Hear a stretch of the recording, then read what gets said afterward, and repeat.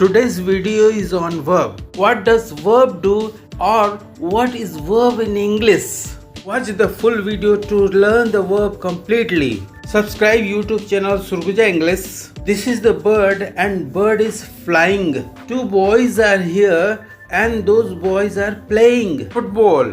See, here is a kid and that kid is sleeping. Now there is a ship and ship is sailing in the sea. So the words flying, playing, sleeping, sailing are to be known as verb. Means we can say that these are the verbs. Therefore, flying, playing, sleeping and sailing are verb, and verb expresses an action or a state of being. अर्थात हम कह सकते हैं कि verb किसी क्रिया या स्थिति को व्यक्त करता है. Some sentences: Sohan plays cricket, teacher sits on a chair, the crow saw it, dog barked, plays, sits, saw, bark are called verb. We can say that verb tells about an action being done. अर्थात verb किसी कार्य के होने की स्थिति के बारे में बताता है. What is the origin of verb? The word verb comes from the Latin verbum, which means word. Let's see the reason for this. It is so called because it is the most important word in a sentence.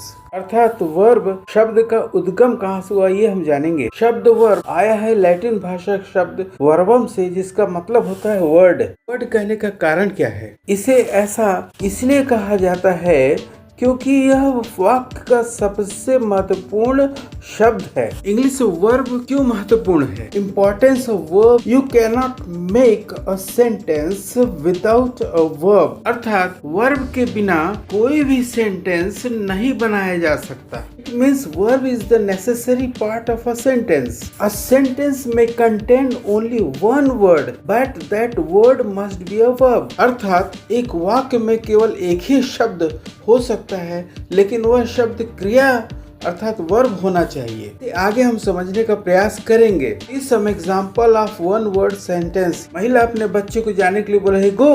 Go is verb. एक ही शब्द काफी है. उसी प्रकार देखिए वो महिला आने के लिए बोल रही है come. Come is one word, that is verb. उसी प्रकार चौराहों पर जो बत्ती लगी होती है लाल पीला हरा, दैट इज स्टॉप, वेट, गो. ये तीनों एक एक वर्ड के सेंटेंस है और तीनों ही वर्ब है. इस प्रकार घर में अगर कोई बच्ची पढ़ रही है, लिख रही है, आप पूछते हैं क्या करें, तो वो कहती है writing. Writing is one word and that is verb. गली में जब कुत्ते भौंकते हैं तो आप बोलते हैं बार्किंग. ने देखा कि एक ही शब्द से सेंटेंस बनता है जो कि वर्ब है. What does verb do? Subscribe my YouTube channel Surguja English. Now see the answer. Verb में tell us three things. First is what a person or thing does. Second, what is done to a person or thing. And third is what is the state of being. अर्थात verb तीन चीजें बताती है. पहला, कोई व्यक्ति या वस्तु क्या करता है. दूसरा, किसी व्यक्ति या वस्तु को क्या हुआ है. तीसरा, किसी चीज या घटना होने की अवस्था क्या है. अरे देखिए, हरी है, Hari laughs. Laughs is verb and इससे पता चलता है हरी क्या कर रहा है. उसका दूसरा कार्य देखिए, this is clock and clock strikes. Strike मतलब बजाना एंड स्ट्राइक इज वर्ब. तीसरे कार्य का उदाहरण है. देखिए बच्चे के साथ क्या हुआ. The boy is scolded. Scolded is verb. उससे पता चलता है बच्चे को डांटा गया है. ग्लास विंडो, वो खुद कार्य नहीं किया but the window is broken, मतलब उसको हुआ क्या है का पता चलता है. अगला कार्य देखिए, the cat is dead is the verb and इस वर्ब से पता चलता है इसको हुआ क्या है. The boy says I feel sorry. Feel is the verb और वह मनस्थिति बताता है. She is sad is the verb and verb से पता चलता है कि लड़की उदास है. वर्ब घटना होने की अवस्था है. Same case is here. Kids are sad means they are sad. R is verb and state of being. See another feature of verb. Subscribe my YouTube channel.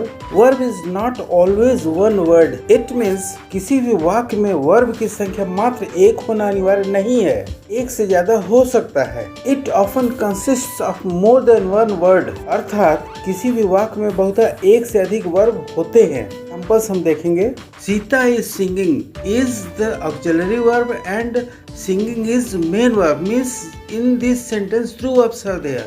Same case is here. He was kicked by a horse. Was is auxiliary and kicked is main verb. It means in this sentence two verbs there. आगे भी देखिए जो sentence है उसमें लिखा है she will come tomorrow. यहाँ पे will auxiliary है और come main verb है. इसका मतलब है कि सामान्यतः सेंटेंस में एक से अधिक वर्ब होता है. Look at the sentence. The book has been found. यहाँ पे has and been both are auxiliary verb and found is main verb, means in this sentence three verbs are there. Here is a question about the verb. What is the work of the verb? Let's find the answer. First, understand the parts of sentence. We must talk about something that is subject, and second we must say something about the thing that is predicate. Subject मतलब हम किसी के बारे में बात कर रहे हो, predicate मतलब हम किसी के बारे में कुछ बातें करें. तो वर्ब का क्या रोल है ये देखेंगे. वर्ब तीन रोल से कार्य करता है. What that subject does, second what is done to subject, and third what subject is. अर्थात वर्ब बताता है कि वाक्य का सब्जेक्ट क्या करता है, दूसरा सब्जेक्ट को क्या हुआ है, तीसरा सब्जेक्ट क्या है. इससे पहला देखिए, बच्चा है किक कर रहा है फुटबॉल को.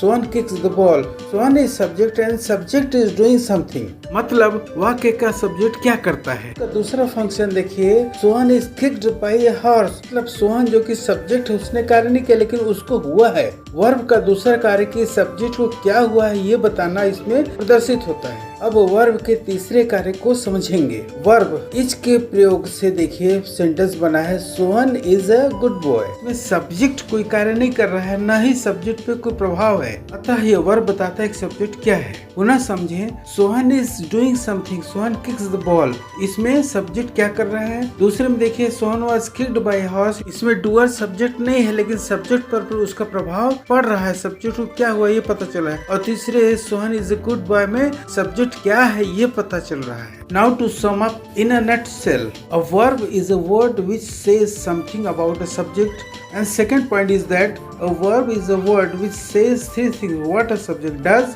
what is done to the subject, and what is the subject. Thanks for watching my videos.